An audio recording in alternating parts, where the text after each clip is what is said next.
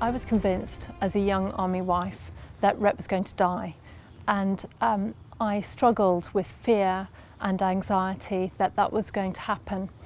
And in order to manage that fear and anxiety, I went out and I bought an outfit that I would wear for his funeral, and I started planning a funeral service because I was so convinced that it was going to happen, and I wanted to be able to cope if it did. It wasn't a very healthy fear to have.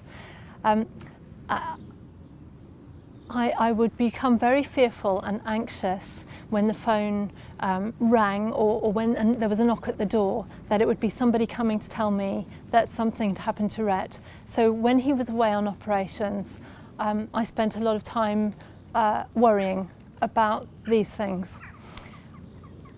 During that time, I knew a lot of people prayed for me in that fear, and I didn't realise until quite recently how those prayers had been answered.